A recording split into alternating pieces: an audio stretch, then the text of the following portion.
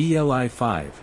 How are average-sized and above-average-sized people sometimes able to develop huge tolerances to alcohol and not immediately die?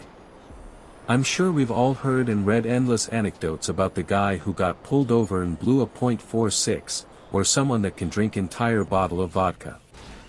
Or Ric Flair, for example, who told a story in a documentary about a time when he drank a six-pack of beer before arriving at an airport, drank 10 double tequila, cranberry and sodas before the flight at the airport bar, had 8 Bloody Marys on the flight, and drank another six-pack of beer upon landing.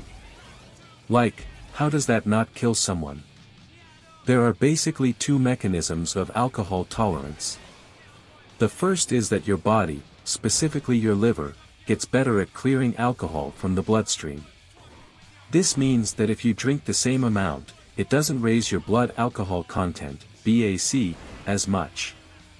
The second mechanism is that the places where alcohol has an effect in the body become less sensitive to it. Your body recalibrates, as it were, to the presence of alcohol. This means that, even if you have the same BAC as someone else, you won't feel the effects as much. The flip side of this is that you won't feel good if you have a BAC of 0. Because your body, and especially your brain, has recalibrated to having alcohol around all the time, having no alcohol means you don't function well.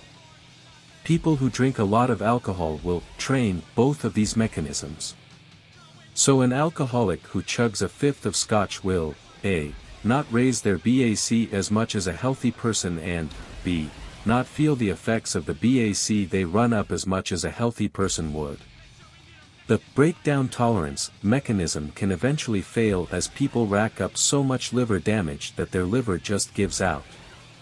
The systemic tolerance, I'm making these terms up by the way, mechanism is very important to be aware of when trying to get rid of alcohol addiction, because it gets canned to the point where an alcoholic needs to consume some amount of alcohol, or they might actually develop seizures and even die.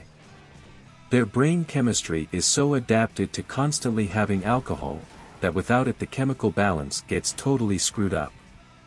People with severe alcohol addiction therefore need to be weaned off alcohol gradually, and not quit drinking all at once. This is best done under expert medical supervision, of course.